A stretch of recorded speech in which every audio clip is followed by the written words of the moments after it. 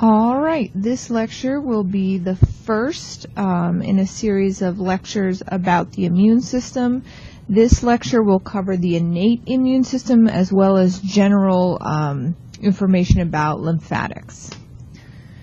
So the human immune system has two components, or you can think of them as two arms. One is the innate, which is also called the non-specific immune system, and this acts as your first line of defense against any foreign invader.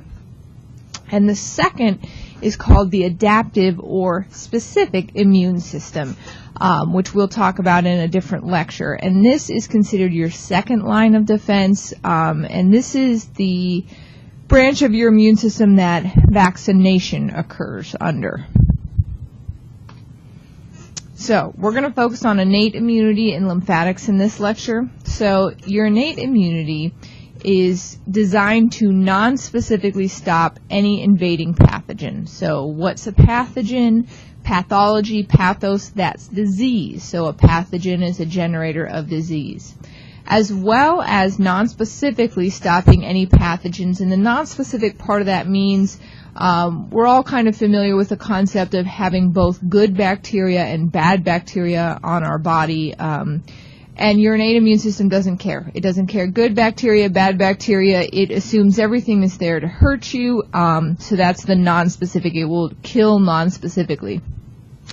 As well as protecting you non-specifically from pathogens, your innate immune system is also responsible for cleaning up several of the physiological processes that go on in your body. Anytime we talk about the recycling of the red blood cells, worn out proteins, worn out cells, any of that we've talked about in the past, a lot of that is handled by the innate immune system.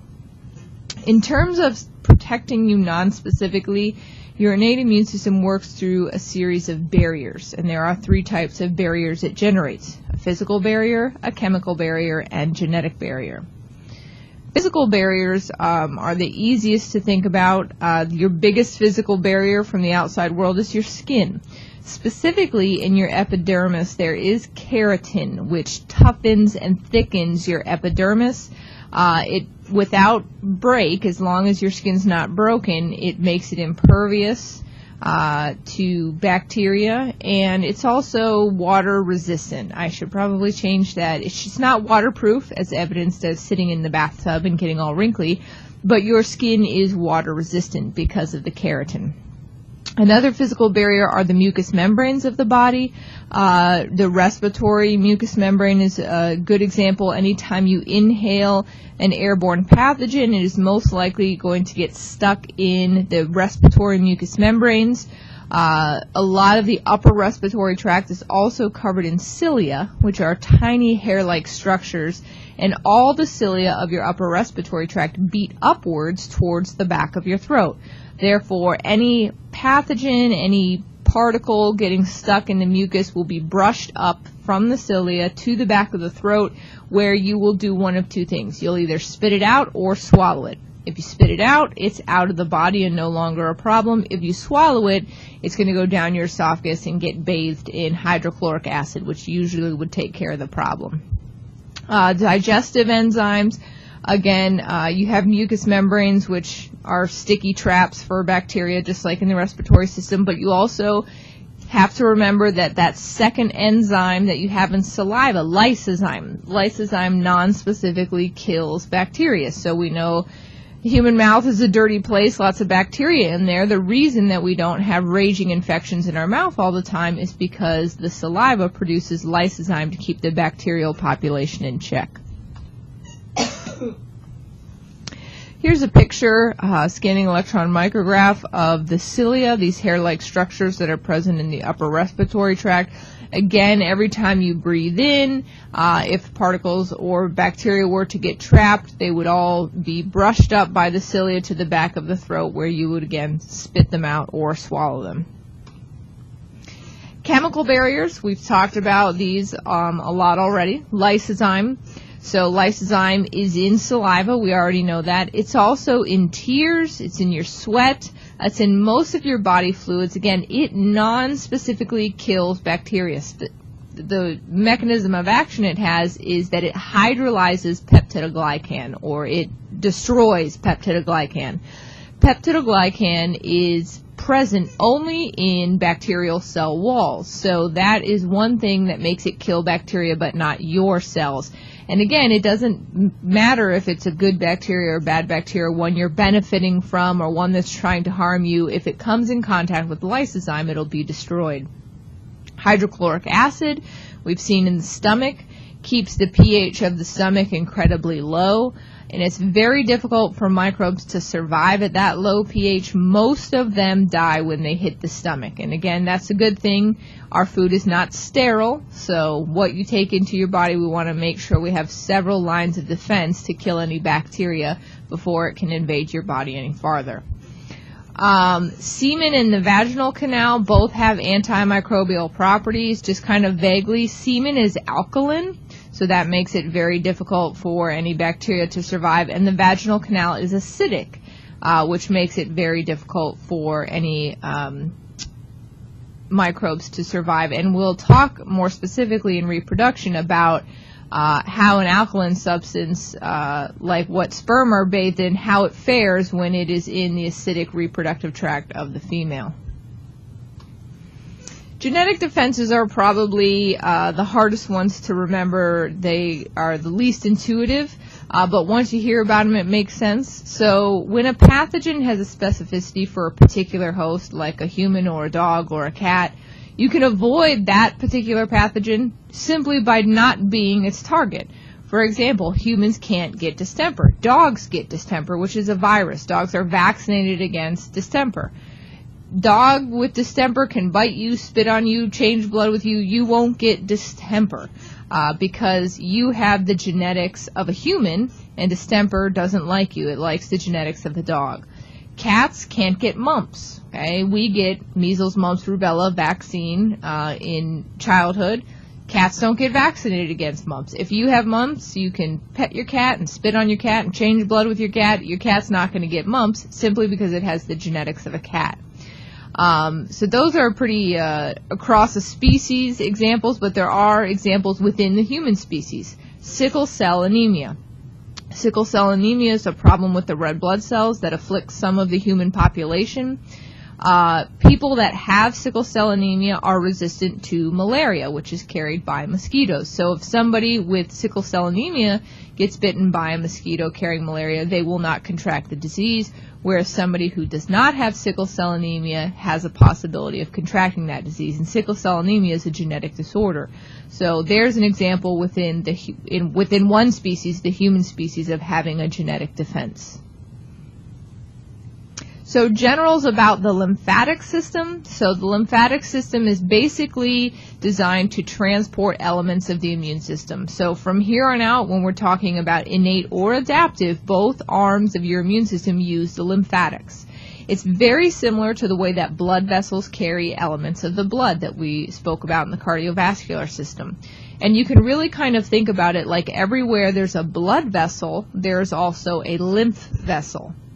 And which should make sense because you do want a wide-spanning protection for your body. Anywhere a pathogen could get in, you would want immune representation there, and that's what the lymphatic system achieves for us. Lymph nodes are part of the lymphatic system. Lymph nodes are specialized organs that appear along lymph vessels, and they filter and they also harbor immune cells. So some types of immune cells will circulate in the blood and in the lymph in high numbers. Other immune cells don't like to circulate unless there's a problem. So when they're not circulating, when you're healthy, they need somewhere to hang out, and they hang out in the lymph nodes. The spleen is considered a part of the lymphatic system. It's a huge filter for red blood cells, and it also harbors certain immune cells like a very large lymph node. The fluid inside of a lymphatic vessel is called lymph, and lymph, before it came into the lymphatic vessel, was extracellular fluid.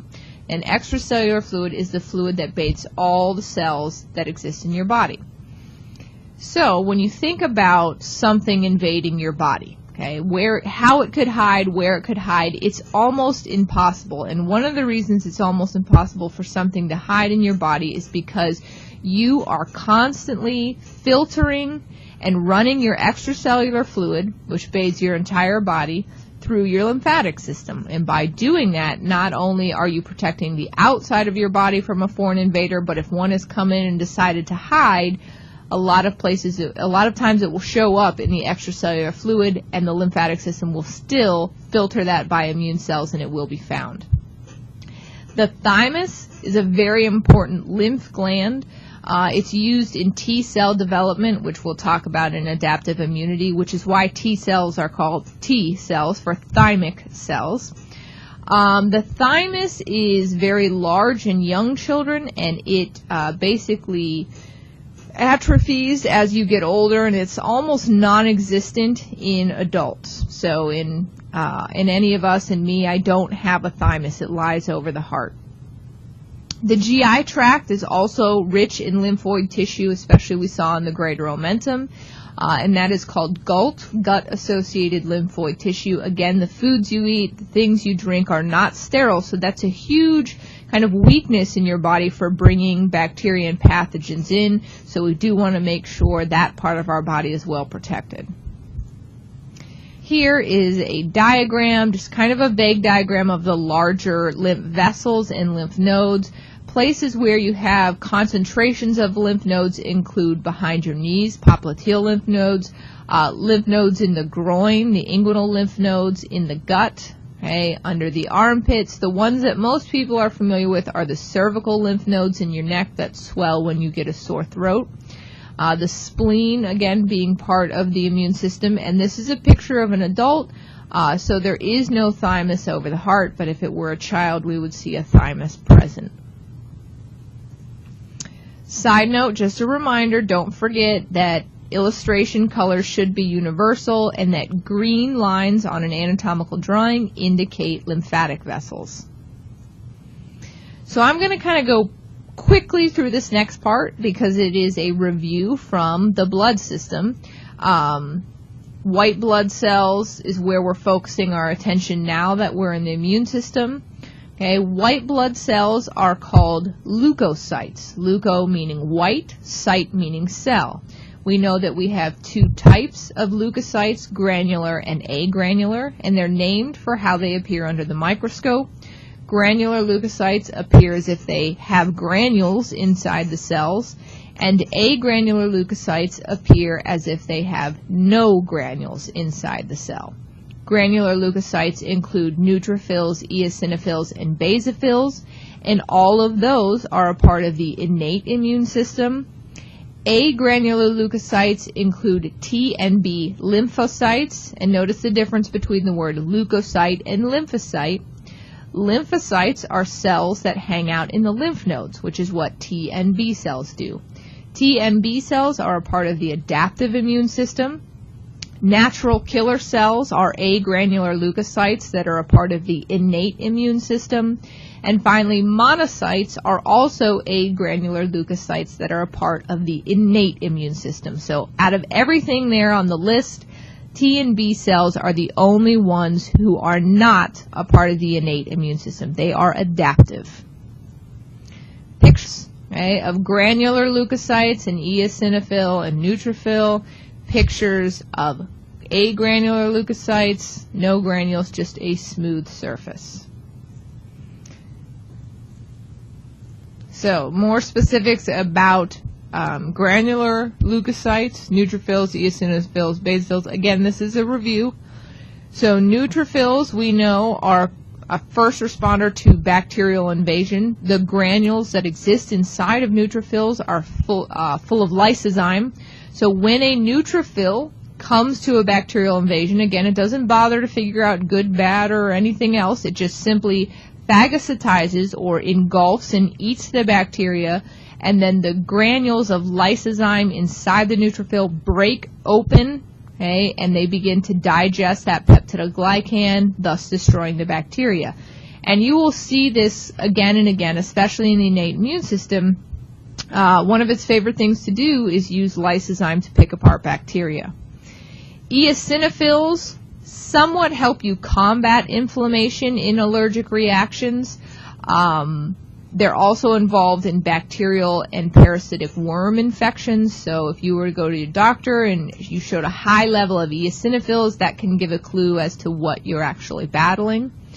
Basophils intensify inflammatory reactions because their granules are full of heparin, which thins out bodily fluids. That's why you get runny when you have an allergic reaction, runny eyes, runny nose, and histamine, which makes things itchy and red and swollen. So when basophils start to release their granules, that leads to that allergic reaction of runny eyes, runny nose, itching, swelling, bumps on the skin. Those are basophils acting. Agranular leukocytes. So lymphocytes include B cells, T cells, and NK cells do like to hang out in the lymph nodes, but mostly B cells and T cells. We will talk more about B cells and T cells in Innate, but for right now, when you see B cell, you should think of antibody. Those two words should always come together in your mind. If I say antibody, you should think B cell. If I say B cell, you should think antibody. T cells are cell type thymic cells that help you fight viruses, certain types of funguses. They are the reason for transplant rejection, and they've been shown to go after some types of cancer cells. NK cells, natural killer, they are an innate immune system. They will go after certain types of infectious microbes and have also been shown to play a role in certain types of cancers. MHC is essentially the way that your adaptive immune system works. So we're going to talk about it once here and introduce it. And again, when we get into the adaptive lecture, we're going to talk more in depth.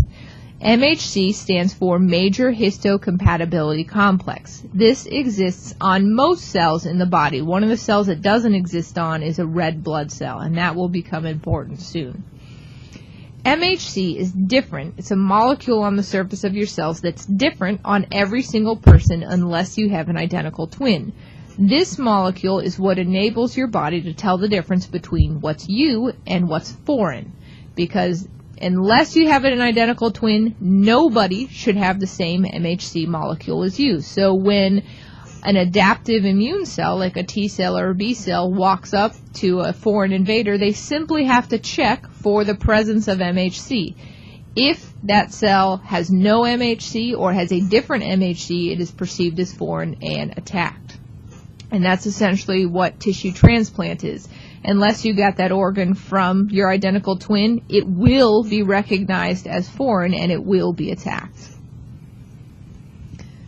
Lifespan of most white blood cells is 1 to 2 days. Some lymphocytes, T and B cells, will exist for years, and that's where vaccinations come in. Theoretically, the cells that were around when you were vaccinated as a child are still with you today. Changes in white blood cells include leukocytosis and leukopenia. Leukocytosis is an increase in white blood cells, and I want you to be thinking about what would cause an increase in white blood cells. And leukopenia is a decrease in white blood cells, and I want you to kind of be thinking about what would cause a decrease in white blood cells. Hint, hint for a test question. When you go into the doctors when you're ill, many times they draw blood and they ask for a differential white blood cell count. And what that means is they're looking to see the number of each kind of white cell, so that if they see, again, an increase in any one particular white cell, that can give them a clue as to exactly what type of infection you might be finding. And you cannot forget that even though we're in the lymphatics, in the lymph system, that all of these cells develop in the bone marrow alongside the blood cells. So don't forget about that, the set of slides we had with the pluripotent stem cell, where we saw it giving rise to all different cells, but we focused our attention at that time on the blood cells, the red blood cells and the platelet. You cannot forget every single cell type we've talked about here also develops from that same pluripotent stem cell right alongside the other cells of the blood. Another mechanism of action in the innate immune system is inflammation. Inflammation is a response to trauma in the tissue, and we will get to kind of defining exactly what trauma means. But there are 4 characteristics of inflammation that are still used. They still use their Latin terminology. So While it would be easier for us to say redness, heat, swelling, and pain, a lot of people don't use those terms. A lot of people still use the Latin terms rubor, calor, tumor, dolor. Rubor is the redness, and that occurs during inflammation because you have increased blood circulation as well as vasodilation. Calor, like calorie, is heat. Calor occurs during inflammation because with increased blood flow, you're bringing more blood from the core of the body, so it's hotter blood. Tumor is swelling. Swelling occurs when you have fluid that escapes from the blood vessels and goes into the tissues. And you also have dolor, which is pain, and that occurs when nerve endings are stimulated at the site of trauma. So here's an example of really obvious trauma. Getting pricked on the thorn of a plant. Okay, you have the injury, right away you're going to have rubor and calor, redness and heat. Eventually you'll have tumor, and tumor can lead to loss of function. In this example, if the last joint of your finger swells up, it makes it hard to bend your finger. So there's loss of function. And dolor. And dolor doesn't have to happen last, could happen first, but we all have those instances where you get a tiny paper cut and it doesn't hurt till you look at it. So sometimes it's first, sometimes it's last, but dolor is the pain. Things that can elicit inflammation. This is what is trauma. Infection counts as trauma. A bacterial invasion counts as trauma to a tissue. Physical injury to the tissue, like we just looked at with a thorn, that counts as trauma. And even certain immune reactions, whether they're happening for a normal physiological response or even an abnormal one like an autoimmune disease, that counts as trauma and can lead to inflammation. Under normal circumstances, the purpose of inflammation is to mobilize and attract immune cells to the injury site. Once the immune cells have come to the injury site, they're going to start their mechanisms of repairing any damage as well as cleaning up any dead or sloughed off cells. They will destroy any microbes or pathogens, and they will attempt to block the invasion of those pathogens from getting any farther into your body. Inflammation happens in stages, specifically 3 different stages. There are vascular changes that happen first, and then we see edema, which is swelling. Then that's caused by the leakage of the vascular fluid into the surrounding tissue. And then sometimes you get a fever. A fever is adjunct to inflammation, and the reason we say adjunct is because sometimes the fever is present and sometimes it's not. Excuse me. Obviously, if you prick your finger on a thorn, you don't get a fever. But if you are battling a microbial infection like a sore throat, you may very well get a fever. So it's not necessary for inflammation. Sometimes it's present, sometimes it's not. Vascular changes first. These are the very earliest things to occur during inflammation. Initially, we're going to have vasoconstriction during a physical trauma, and that's a part of hemostasis, if you remember, because we want to stop the bleeding. Then we're going to have some chemical signals released, and those chemical signals are generically called cytokines and chemokines, and they are being released by the cells and tissues in and around the damaged area. The overall effect of all of those chemicals being released is to actually increase the blood flow to the area so that we can bring in the immune components.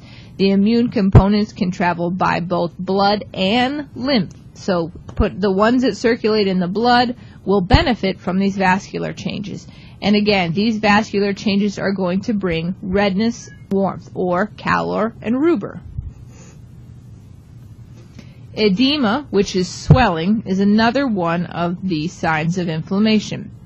So some of those initial signals, those cytokines and chemokines, are going to encourage the endothelial cells of the blood vessels to space themselves apart, and that's going to create holes or gaps in the blood vessel. This is going to allow any immune component that was inside the blood vessel circulating in the blood to get out of the blood vessel and go into the injured tissue and the extracellular fluid. Once enough of that fluid and those cells start to leak out, that's what causes edema or swelling. And the things that leak out could be proteins, they could be clotting agents, they could be blood cells, they could be immune cells. But what we have is a gathering of cell types and fluid and proteins in the tissue, and that's what edema is. So we see these holes or gaps, and we see in this particular example a granular leukocyte escaping the blood vessel, coming into the tissue space where the damage is. So white blood cells are going to leave blood vessels by a process called diapedesis. Okay? Diapedesis essentially means that they're going to stick a small part of their cell out and kind of pull themselves. Like pedesis is foot, like pedestrian. My iTunes is clearly wanting to take over our lecture. There we go. Sorry about that. So diapedesis means essentially that the white blood cells are sticking a foot through the vessel and then pulling themselves out. And it's facilitated by a receptor on the endothelial cells. And again, all the cells that end up being transported to the site are there to help, to do work, to destroy bacteria, clear dead tissue, clot the blood if it's needed, all the things that would happen during a trauma. Here's the picture we looked at. If we look at that same blood vessel on the inside, we see that the cytokines and chemokines are drawing the cells to the area. They then attach themselves to the endothelial cells through the receptor. The endothelial cells part, and then through diapedesis they get out into the tissue. Once they are out into the tissue, they will know where the site of injury is by following a chemotactic gradient.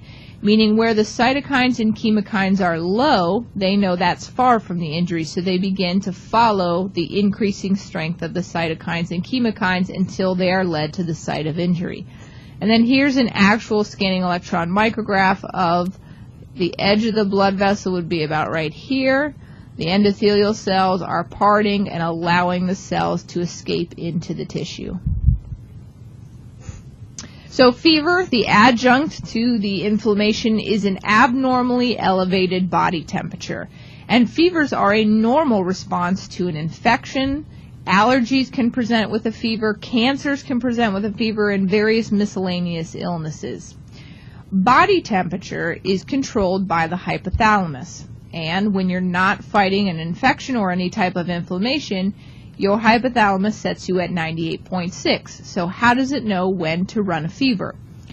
Pyrogen, which is a category of cytokine and chemokine, will be released into the bloodstream from different immune cells.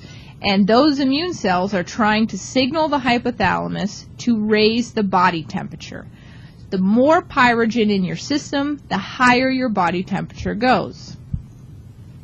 So this leads to the symptoms of a fever. When you start a fever, you get the chills, and that makes you shiver, attempting to use your muscular system, your internal furnace, to drive your body temperature up.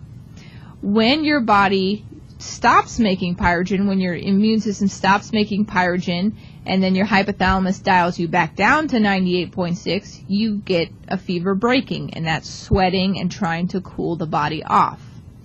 Fevers are completely normal during an time of infection. In fact, under controlled circumstances, obviously we don't want a fever of 104, 105, but a little bit of a fever generally serves a beneficial role because the microorganisms that invade your body are generally temperature sensitive, even by a few degrees.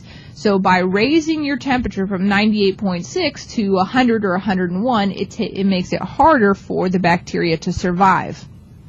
A fever also causes the macrophages that are helping to recycle red blood cells to hold on to their iron. So iron is generally released when it's transported from the spleen into the bone marrow when we're making new red blood cells. Or the liver into the bone marrow when we're making new red blood cells. It generally travels in the blood, but during times of a fever, the macrophages will begin to transport it inside their cells. And if you haven't taken Biology 220 or microbiology already, when you get in, you will run some tests on bacteria to see if they can use iron as a nutrient group, because that is a possibility for several different classes of microbes. They can sometimes use iron. So not only are we making it so our body is too hot for microbes to function, but we're also taking away a possible nutrient group for them.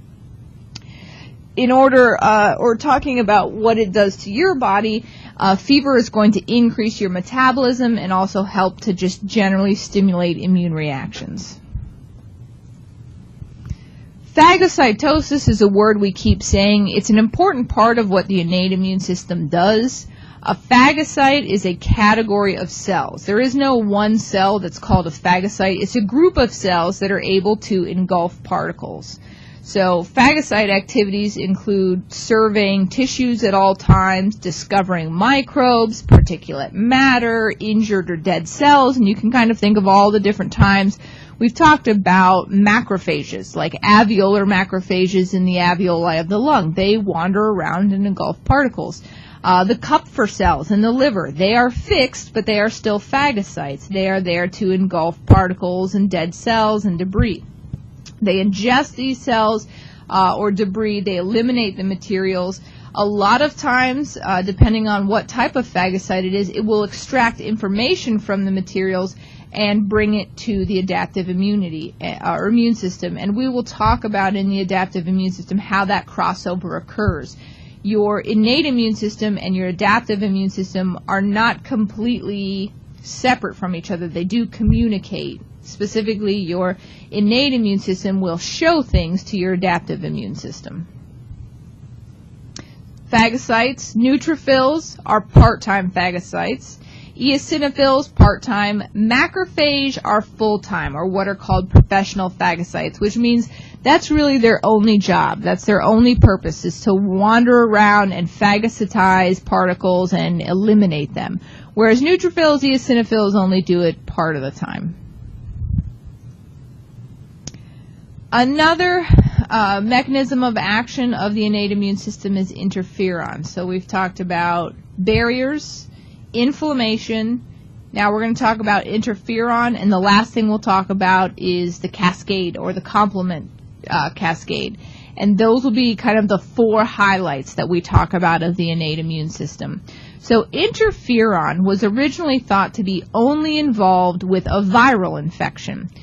But that was a long time ago. Now we know that interferon is involved in a myriad of physiological processes, including suppression of tumor or cancer-causing genes.